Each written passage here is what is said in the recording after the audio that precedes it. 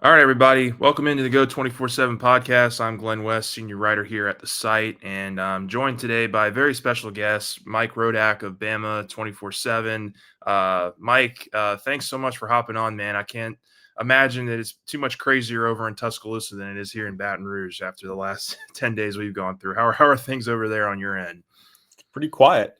Yeah. I think Alabama fans are just enjoying watching what's happening at LSU and Auburn and other places, and obviously savoring the fact that they don't have to worry about that themselves right now. So, um, You think it's a greater joy for LSU or for Auburn that brings it to for I Alabama? think it's definitely Auburn still. Auburn. I think, Okay. yeah, Alabama fans. I mean, it's like 7 different coaching combinations in the last 7 Iron Bowls. This will Yeah. be. Yeah. So it's a far cry from what it was 15 years ago down there on the plains. And I don't know how much Alabama has to worry about Auburn, even though that place is haunted, as Nick Saban likes to say. Yeah, for sure. No, I listen. I appreciate you hopping on today, and we're gonna dive into some of the game and some of our thoughts here on the game. I guess I'll kind of keep this first thing open ended, but just from your perspective, from Alabama in this 7-1 start, just what has maybe stood out to you the most about this team, offense or defense or both, and just what kind of maybe do you expect this weekend going in? Yeah, I mean, they're not a dominant team. I've covered dominant Alabama teams going back to 2019. Obviously, LSU had a dominant team that year. That was a much different LSU Alabama game than this will be. Obviously, LSU is different, but Alabama's not kind of that juggernaut that it was. You kind of look at the raw stats, like their offense, I think, is like in the 50s. Their defense is in the 20s or 30s. Their rushing offense is not good at all. I think it's below 100. So it's not a team that is going to overwhelm you. That really hasn't been a game like that, but it's a team that just has a knack for making some really big plays and some really big moments. And that didn't happen in week one. Because I know a lot of people like to say, like, this is a totally different Alabama team than week one. It's not. It's the same roster. It's the same players. I don't know if the strengths and weaknesses of Alabama have changed since then, since the Tallahassee game. It's just they're making plays when they weren't making them down there. And you go right down the list. I mean, Georgia, they had the 4th down stop near the goal line. Vandy, they had 2 red zone turnovers. Tennessee, they had the pick 6 at the goal line right before halftime that flipped that game. Missouri, they made a big interception, the last drive of that game. South Carolina, they had a strip of Lenore Sellers the last drive of that game when South Carolina had a chance to win the game. So I don't want to say Alabama could be sitting here with 4 or 5 losses, but those games that they've played could have gone either way for the most part. And they've just really shown a knack for creating turnovers, and that's a big hallmark of Kane Womack's defense. The defensive coordinator has been here 2 years now, came from South Alabama. Like, it's zone coverage, it's go get the ball, it's get interceptions, it's force fumbles. It's like, that's their mentality. So they've given up some yards here or there that, the big plays have certainly come against them, but man, like, you're just sitting there waiting for somebody to make a play, and it's happened almost every single game that they've played. So turnover margin is the biggest stat for this team. I think right now they're still in the top 10 in the country. Yeah, look, I think for me, just from an LSU perspective, that is definitely not a sign of good things here for LSU. They've been pretty turnover prone. They've been very inefficient in the red zone as an offense this year. They've really had struggles in both the run and the pass, and so I think just from my perspective of looking at this game going in, LSU has to play, with some kind of focus and with some kind of fight. Like I think that's been a big message that they've really tried to power through to these players over the last couple weeks as we've gotten into this transition now of Frank Wilson taking over as the interim head coach, and a lot of these players love Frank Wilson. Like, I mean, this is a guy who's Louisiana through and through. This is a roster that's littered with Louisiana talent from top to bottom, and so they know him and they know his personality. And I think a big thing that Frank's really wanted to try to hammer home this week in preparation is just how much they want to try to lean into the run this weekend. And I know that's maybe an area where Alabama's given up some yards, but at the same time, LSU's not proven to be a really efficient run team either. And so I think one of those things is going to have to give this weekend. Just in researching this team and researching Alabama, it does seem like their front seven's a little bit better than maybe they've shown on the field at this point. Like, what are your thoughts on just kind of how Alabama's defensive line can maybe have an edge over LSU's really porous offensive line? Because that's kind of where my head immediately goes into this game, is that if LSU wants to have a chance, they're going to have some really good play from their front five on the offensive line, and I just don't know how they're going to hold up against Alabama's front seven. Yeah, I wouldn't say it's the strength of Alabama's team. I think, going into the year, especially after we saw them against Florida State, like, I think you'd call it a weakness.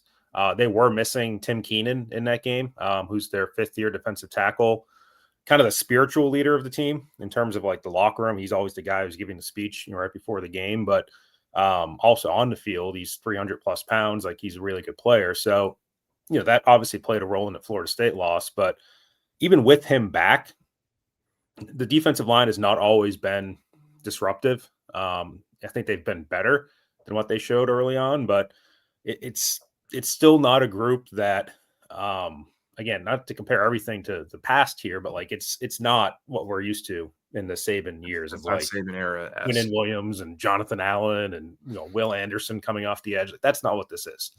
Yeah. LT Overton's a pretty good player in the edge. He's going to be maybe a day 2 NFL pick. Keenan's probably a day 2, early day 3 pick next year. James Smith is a very inconsistent interior pass rusher that they have, who, at some points might show a little bit of pop, but also has made some pretty boneheaded penalties at some points this year.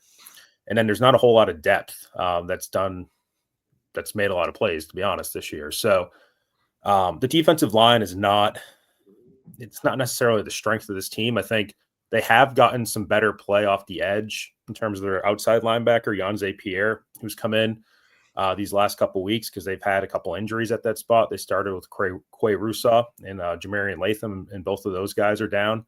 So Pierre's come in and he's really kind of stood up to the moment and has created some pass rush for him. And their inside backers are very experienced. You have a 5th-year guy in Deontay Lawson. You have a 5th-year guy in Justin Jefferson, and you have a 6th-year guy in Nikai Hill-Green. And it was a slow start for Lawson. He was coming off of a season-ending injury. Nikai Hill-Green's a little bit limited in terms of just what plays he'll make, but those guys have come along. I think they're playing better lately. Lawson had to strip of Sellers late in that game, and that was probably one of the best games that I've seen him play in a while. So again, it's not an overwhelming front seven. I think LSU can probably make some plays against them. I think if you're looking at the strength of Alabama's defense right now, it's probably the corner position. Zabian Brown is a really good corner. He did get beat for one play, at South Carolina deep, but Dijon Lee coming in at corner, 5-star freshman, has basically overtaken Damani Jackson for that job. So they feel good about the corners, and the safeties are experienced too, and generally playing well this year. So it's probably a stronger secondary than it is a front seven, but the front seven has still come up with some plays, and it feels like they kind of lock in. They might have some lulls, and then all of a sudden, like, they just shut Vandy down for 2 or 3 series, or they shut Georgia down for a couple series, and you're like, where did that come from? But yeah, it seems like it's a very timely defense and offense. I mean, that's what sounds like you're trying to tell us, is that they maybe are not the most overwhelming, but they make the plays when they matter the most. And I think that's something that that's certainly evaded LSU as they've kind of gone on their little losing streak here in the last month. I think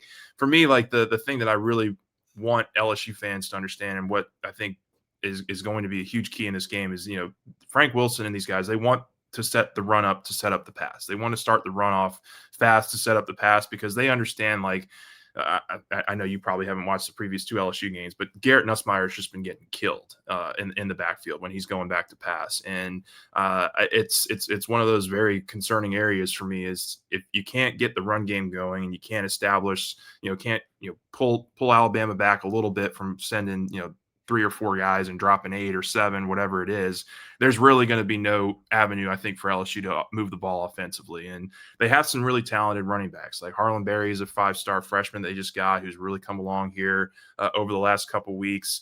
I think Caden Durham is still a very talented back who can pop off for some big runs here and there. But I think offensively for me, it's really going to come down to, can those guys up front get some push, and can they really establish a run game, especially in the red zone, which is another area where, just researching, Alabama's been really good in the red zone defensively, and they've been excellent offensively as well. So that's going to be an area for me. You mentioned the secondary, and that's kind of where I did want to get into next, is that LSU has some really good skill position receivers. I just don't think they've been able to really tap into yet this year, and get kind of the full explosiveness. They have a tight end named Trey'Dez Green, who's their sophomore tight end, who's, I think, been probably their biggest playmaker of the season here over the last 3 weeks. But they need to get some of these other guys involved. They need to get Barryon Brown involved. They need to get Aaron Anderson the ball more. When you look at this matchup from a offense defense perspective in the secondary against LSU's receivers, what kind of sticks out to you? What do you think kind of really needs to have happen for, I guess, for Alabama to have success in this one on Saturday? Yeah, I think it's forcing the turnovers. I mean, that's kind of their bread and butter. I think 2 is like the minimum number that Kane Womack likes to have, and they've done a pretty good job of getting to that number. If they can get 3 or 4 or 5, then he's even happier. So he's, again, going back to South Alabama with him, like, turnovers are his thing, and his teams have always been pretty high in the interception counts and things like that. So they did that with Garrett Nussmeier last year, to a pretty high degree. It's pretty similar personnel. Like I said, Dijon Lee is probably the biggest change from last year, coming in at corner, and they basically demoted Damani Jackson, who started last year's game, and Dijon's a pretty lanky, tall 5-star freshman from California. Xavier Brown's not, much different. He's a little bit shorter, but he's also a 5-star kid as well on the other side. So, I think there have been a few plays where the secondary maybe over pursues, or, they did get hit on the long pass by South Carolina in this last game that they played. The safety position, I think, for Alabama is solid from a football experience standpoint. Bray Hubbard, as a junior, has a lot of football under his belt. He is, yeah. And Keon Sabb, who transferred from Michigan last year, had an injury last year that he kind of had to shake off as this year has gone on. But if he's playing confident and kind of playing at full speed, then he's a good player as well. So have they been a very explosive? Like, they haven't given up a ton of explosive plays, have they? I mean, that's been something. They haven't.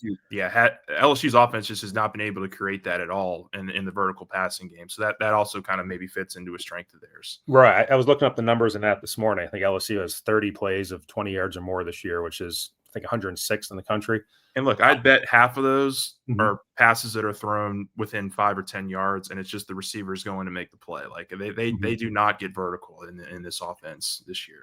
And that's honestly an area where, like, missed tackles have been an issue for this Alabama defense. I think they've cleaned it up a little bit lately, but can I see a Brown or an Anderson kind of catching a pass, making a guy miss, and going for a bigger gain? Yes, I think that's something that has happened against this Alabama defense. In general, though, teams haven't thrown a whole lot against them. And I would have to go and look and see where they are now. I mean, for a good part of the season, first 5, 6, 7 weeks, like, they were number 1 in terms of fewest pass attempts against in the country.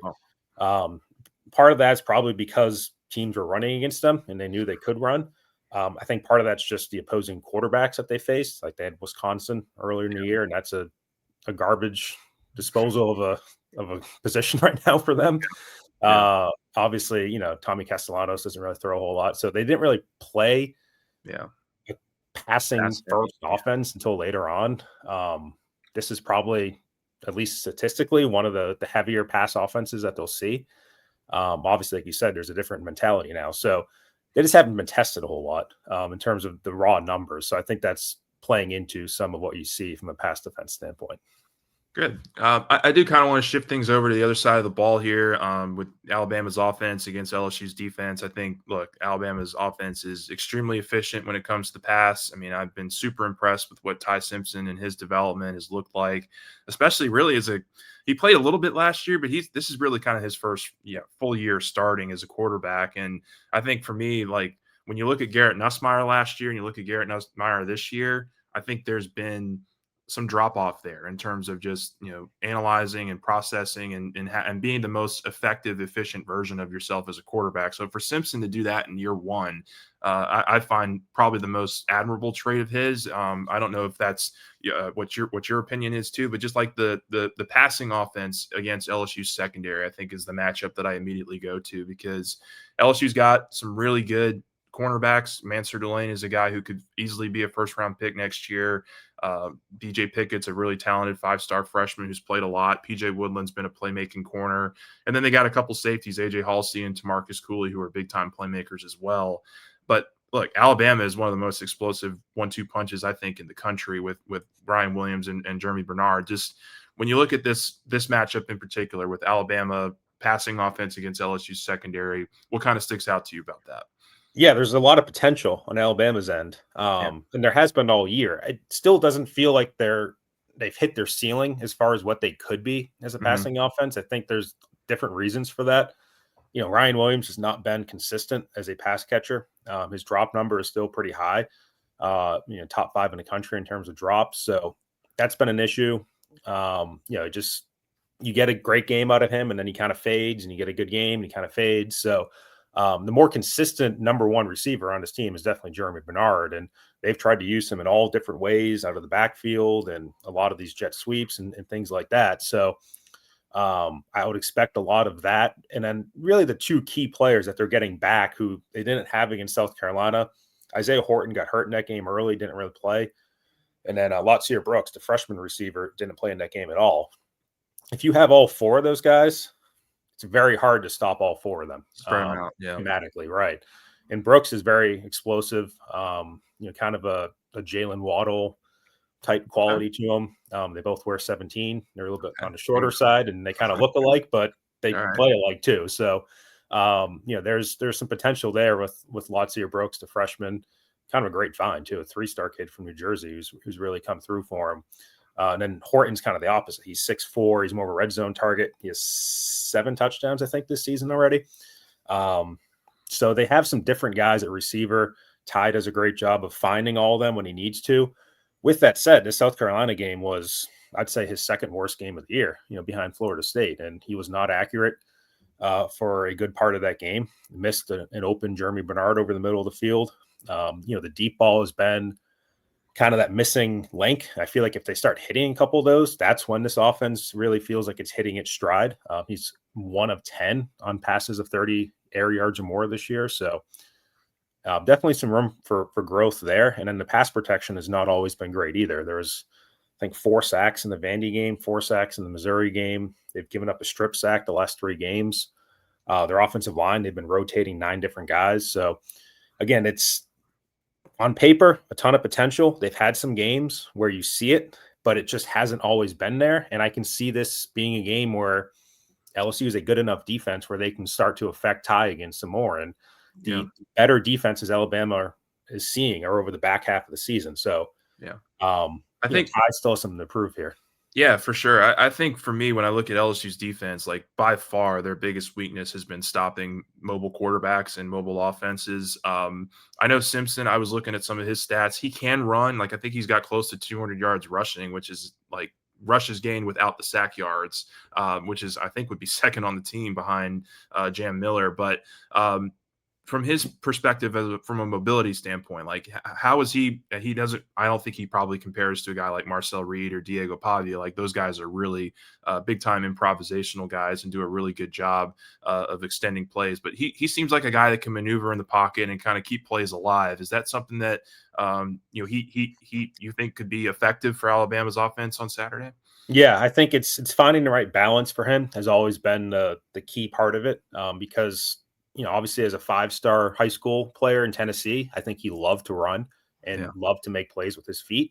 I think even his first couple years at Bama behind the scenes, in the spring game when we saw him, when he came into games late, like he wanted to run, and he would turn his back to the field and loop all the way around and try to make every play that he thought he could make. And Johnny Football, huh? Right. I think he realized he wasn't going to do that in the SEC. Like he was able to do that at a lower level, in high school. So, especially with this coaching staff coming in, Kalen DeBoer and Ryan Grubb, they were one of the pass heaviest offenses at Washington with Michael Penix. And I think the quote from Grubb in fall camp was, "This offense works best when the quarterback is throwing the ball." Yeah. And so I think he ran too much against Florida State. He tried to do too much with his feet. He got himself kind of caught in these situations, especially in third and longs where he's outside the pocket. He can't quite find a receiver. And then he tries to run, but he doesn't have the legs to beat a guy and make the first down. Or he threw the ball when he should have ran, and he ended up misfiring to Ryan Williams in one of those plays. So getting him to play within himself has been a common theme, that DeBoer talked about. And I think as long as he's in the pocket, it's clean, like the receivers, like just get the ball to them. I think that's kind of been their message. If there are some plays where the Red Sea parts and you can run and get those yards, he does have some athleticism to do that. But this is not Jalen Milroe. This is not the Jalen Milroe offense. I don't think he's going to run for 185 yards or whatever it was that Milroe ran for last year. Man. It's going to be Milroe's NFL tape should have just been the 2 LSU games, and that's his blueprint. Those were his 2 best rushing games, 8 combined rushing touchdowns. So this is a much different offense than that, I will say. Yeah, no doubt. I think for me defensively, it's going to be just, can LSU get home? Can they get some pressure on Ty Simpson and kind of make this uncomfortable game for him? And I think that's, like I said at kind of the outset here, like I think that's maybe his most admirable trait to me, is just his ability to kind of process in the pocket and not get overwhelmed as a first-year starter. And but if LSU is able to get some kind of pressure, I could see them being able to get off the field. I haven't really looked too deep into the numbers on third down. Are they kind of about average in third down? Are they a pretty good third down offense? Yeah, they're definitely among the better ones in the country. They had some rough stats early on with the Florida State game. I think they've improved since then. I'd have to get the exact stats, but honestly, 50% is what I saw, which is actually pretty good. I think I'm going off the top of my head here, but yeah. They're up there. Yeah. They trust Ty in those situations. There was a 4th and 21 they had at Missouri, I believe it was, after a couple negative plays, and they really needed a first down there in that game situation. And so they checked down to the running back on third down, and then they had Ty make the throw on 4th and long, and he made it. So, and especially now with Alabama's kicker situation, Connor Talty is their kicker. It's his first year. He struggled a little bit. This is an offense that's going to try to go for it on 4th down. And I think they would rather trust Ty and his receivers in those situations than try to put it in the hands of their kicker. So that is something I'd watch out for in this game. I think they've been pretty aggressive in those situations, and they've been pretty successful. And part of that is Ryan Grubb as a play caller is very creative, and he's found some really different formations and motions and things that you can do that, as we saw at the end of the South Carolina game for that 2-point conversion, like you can't game plan for that stuff. So that's a key part of their 3rd and 4th down rate as well. Cool. Well, I don't want to take up too much of your time. I just got one more for you, and then we'll kind of head out here. But I just kind of want to get both of our thoughts kind of on how we see this weekend playing. If you want to give a prediction, you can certainly give a prediction. But just your overall thoughts on how you maybe see this weekend playing out, and then I'll close it up and we can finish on out. Yeah, I think the prediction I had for our site was Alabama 30, LSU 10. And, I think even for Alabama to get to 30 might be an accomplishment against LSU's defense. They're still one of the better defenses you'll see this year. But I think offensively, I'm still not a believer in what else you can do there. I think I'll just have to see it. If they can kind of get the ground game going that they haven't done the last couple of years, then maybe they'll give them a chance. But obviously Garrett Nussmeier struggled against this defense last year. And, Alabama is just really tough to play at home. Like, they're a different team at home. They've lost 1 game at home in the last 6 years. That was to Texas in 2023. So I don't know if I think 10 is the right number for the spread, 10.5, whatever it is. But, it's probably an element of unknown with the interim coach situation and the change at offensive coordinator. Can LSU break a play? Sure. Kind of catch Alabama off guard? Sure. Consistency. Right. It's the biggest thing with this team, and they just have not been able to show it for 4 quarters when it really matters most against some of these really good teams. And I'm with you. Like, I don't know that I'm going to get up to 20 points. I think somewhere in between that 13 to 17 range is kind of where I'm sitting. I think I'm probably going to put 20 27-16, 27-14, something like that in favor of Alabama, just because, like, to your point, I think LSU, they can try to run the ball all they want. They have to get better offensive line play, and if you could go worse than an F- on offensive line play, that's what LSU's had this year. They just have been so inconsistent and just not being able to handle their business up front, and it's affected the run game early in the season, and now it's starting to affect the pass game. And I do think Nussmeier is a little bit healthier, like he's been healthier in recent weeks and recent games, but we just haven't been able to see him really feel comfortable in the pocket in the same breath, because he's just been under constant pressure. And I don't have a good feeling about this one from an LSU perspective offensively. I think, to your point, the defense is getting healthier as well. Whit Weeks is really the only questionable one this weekend, and he's a big part of their defense and a big playmaker that they've really been missing. But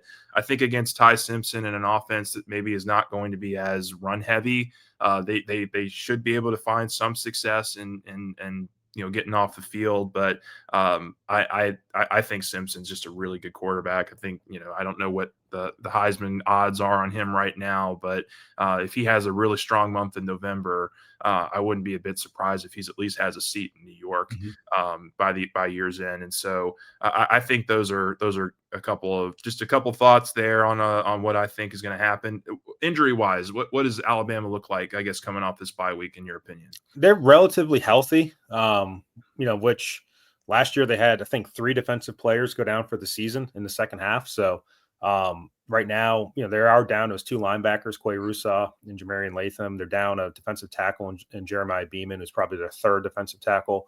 Early in the year, he went down. But other than that, I mean, the 2 receivers will be back, Isaiah Horton and Latsier Brooks. Danny Lewis, the tight end, who was in that famous Brian Kelly there you go video. Yes, sir. He may or may not play. Well. Yeah, he's been banged up a couple times this year. But if he is healthy enough to play in this game, he'll probably be their number 2 tight end. And then we'll have to see if anything kind of crops up during the week here. And they've had a tendency of having that happen this year, where all of a sudden on Wednesday night you see the injury report and, oh, this guy has an injury. So yeah, we'll have to see on that. But in general, this is a pretty healthy team at this point in the year. Awesome. Well, listen, Mike, I really appreciate you taking the time to talk with us here and giving us some thoughts on Alabama. We could find you guys over at Bama 24/7. What about where else can we find you guys? Yeah, we have our podcast, the Roll Pod. You can watch on YouTube and obviously on Instagram and in Twitter at Bama 24/7, at Mike Rodak on Twitter as well, and all sorts of fun stuff you can find there. Awesome. I appreciate you taking some time today. Thank you guys for watching and listening. I would ask you guys to please hit the like and subscribe button on YouTube and certainly on your podcast, wherever you might be listening. But for Mike Rodak, I'm Glen West, and thanks for watching and listening to the Go 24/7 podcast.